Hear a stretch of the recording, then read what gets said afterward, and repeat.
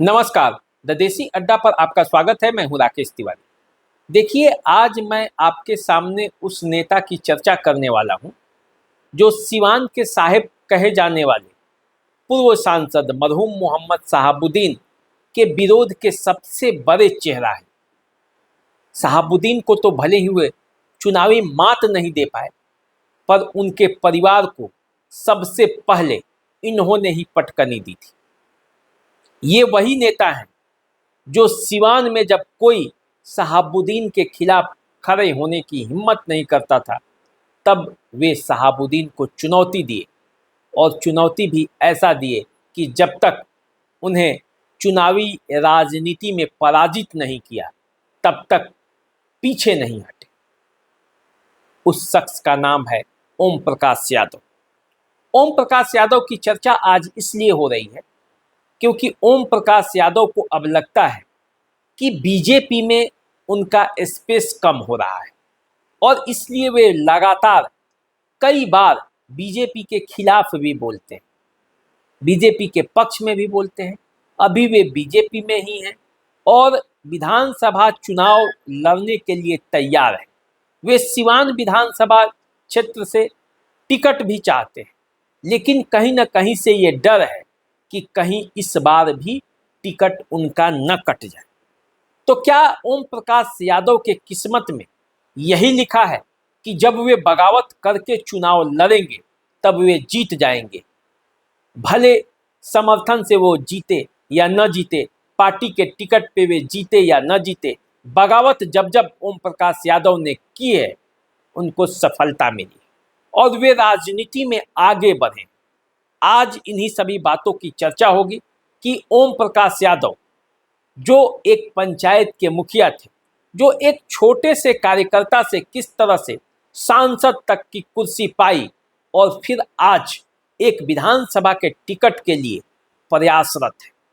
पिछले चुनाव में वो सिवान विधानसभा क्षेत्र से बीजेपी के टिकट पर चुनाव लड़ा था, मामूली वोटों के अंतर से हार गए, जीतते जीतते वो हार गए थे। उस ओम प्रकाश यादव को इस बार टिकट के लिए लड़ना पड़ रहा है, तो क्यों लड़ना पड़ रहा है, और यदि वो लड़ रहे हैं तो इसके पीछे भी कई चर्चाएं हो रही हैं कि यदि बीजेपी ने ओम प्रकाश यादव का टिकट काट दिया तो क्या होगा। क्या ओम प्रकाश यादव फिर से निर्दलीय प्रत्याशी के तौर पर चुनावी मैदान में उतरेंगे, या कोई और दल है जो उन्हें दूसरे विधानसभा क्षेत्र से टिकट देने के लिए तैयार बैठा है?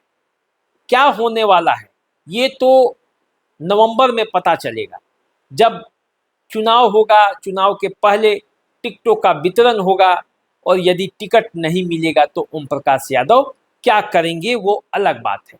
लेकिन अभी चर्चा ये हो रही है कि आखिर ओम प्रकाश यादव का राजनीतिक करियर कैसे बढ़ा और कैसे वो विरोध कर करके वो आगे बढ़े हैं। देखिए, ओम प्रकाश यादव अपने पंचायत के मुखिया थे, उनके परिवार में भी पहले मुखिया रहे हैं।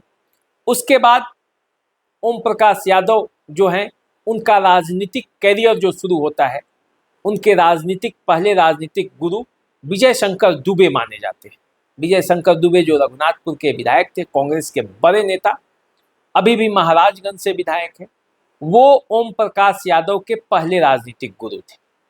ओम प्रकाश यादव ने विजय शंकर दुबे के साथ मिलकर राजनीति में चलना शुरू किया, और फिर अपने मेहनत के बल पर ओम प्रकाश यादव उस रास्ते पर आगे बढ़ते गए। कांग्रेस के जिलाध्यक्ष भी बने, और कांग्रेस के जिलाध्यक्ष बने, मुखिया से जिला पार्षद तक का चुनाव उन्होंने जीता, और जिला परिषद का जब वो चुनाव जीत गए तो फिर उनका सपना बड़ा हुआ, और जब बड़ा हुआ तो वो सिवान के जिला परिषद अध्यक्ष बनने के लिए वो सपना देखने लगे। सिवान के उस समय के सांसद शहाबुद्दीन ये चाहते थे कि सिवान का जो जिला परिषद अध्यक्ष की कुर्सी है वो निर्विरोध जाए, और पूरे बिहार में एक संदेश जाए कि सिवान एक ऐसा जिला है जहां से निर्विरोध जिला परिषद अध्यक्ष का चुनाव हुआ है, और शहाबुद्दीन की जो रुतबा है वो पूरे बिहार ही नहीं बल्कि देश में जाना जाए। लेकिन ओम प्रकाश यादव ऐसा नहीं चाहते थे।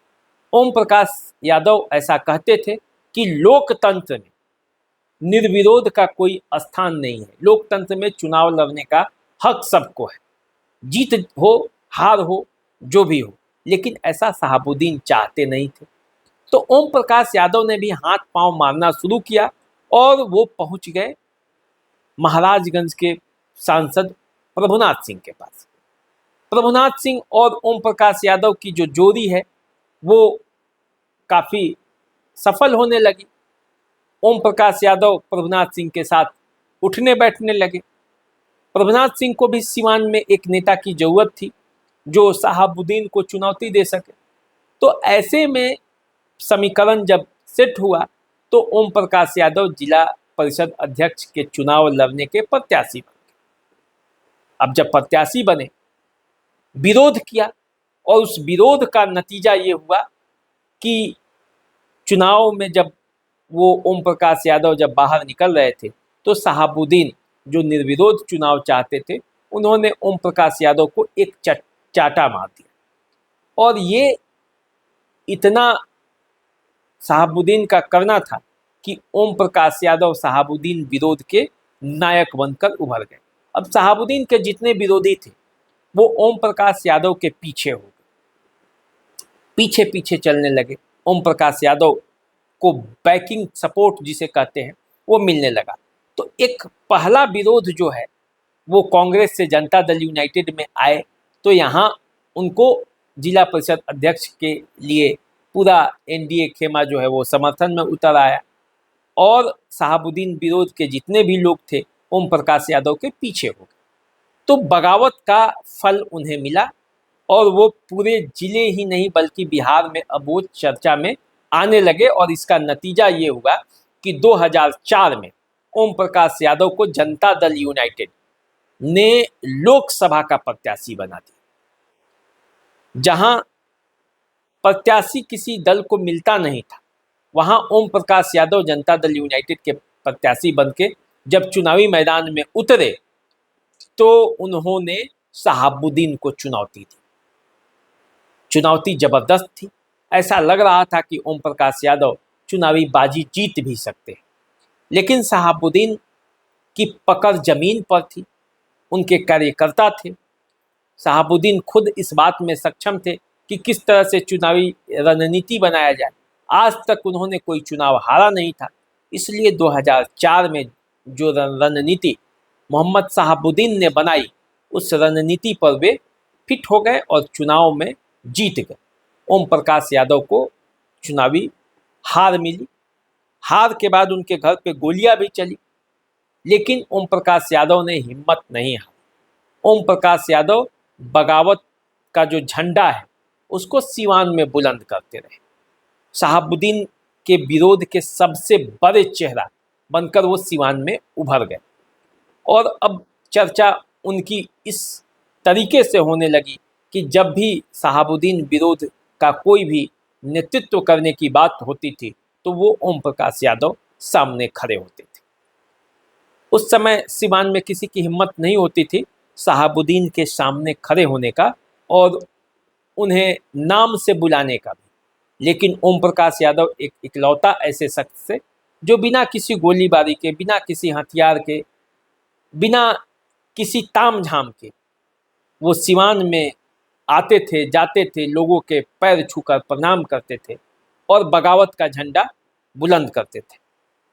अब 2004 के बाद जब 2009 आया तब तक बिहार में नीतीश कुमार का जो है वो शासन आ गया था। नीतीश कुमार बिहार के मुख्यमंत्री बन गए थे, शहाबुद्दीन जेल के अंदर बंद थे। ऐसे में नेताओं की एक बड़ी फौज तैयार हो गई जो जनता दल यूनाइटेड का टिकट लेने के लिए बेचैन हो गई। उसे लगा कि शहाबुद्दीन तो अब जेल के अंदर है, अब कोई डर नहीं है, नीतीश कुमार भी बिहार के मुख्यमंत्री हैं, सुशासन का राज कायम है। तो ऐसे में ओम प्रकाश यादव का टिकट कट गया और इस जगह से बिशन पटेल को टिकट मिल गया। बिशन पटेल जनता दल यूनाइटेड के टिकट पर खड़े हुए, लेकिन ओम प्रकाश यादव ने बगावत का जो है झंडा बुलंद किया निर्दलीय प्रत्याशी के तौर पर चुनावी मैदान में उतर गए। गमछा बांधा सर पे और कहा कि ये कफन है, यदि आप मुझे वोट देकर इसे मुझे देकर जिताइए और नहीं तो यही जो कफन है इस कफन को मेरे शरीर पे डाल दीजिएगा जब हम नहीं रहेंगे। तो ओम प्रकाश यादव की बगावत और उनकी ये भावनात्मक अपील जो है वो सिवान के लोगों के दिलों में घुस गया और पार्टी से अलग हटकर लोगों ने ओम प्रकाश यादव को सपोर्ट किया और ओम प्रकाश यादव जीत गए।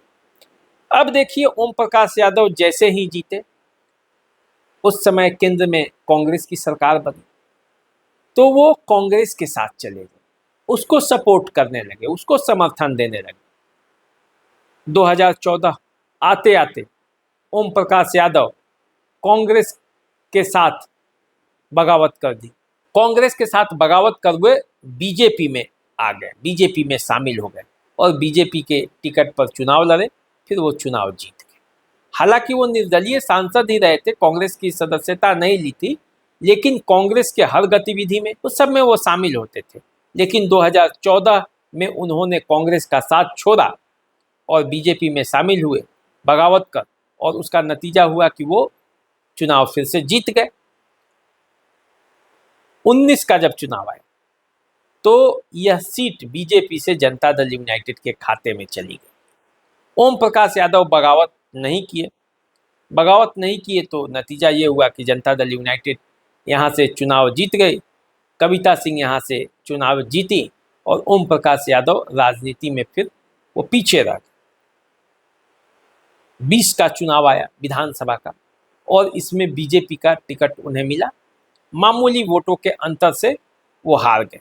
बगावत कहीं हुआ नहीं, टिकट उनको मिला था।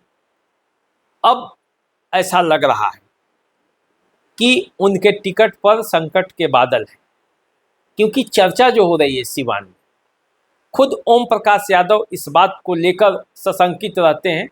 उनकी गतिविधियों से ऐसा लगता है कि शायद उन्हें टिकट से वंचित भी होना पड़ जाए।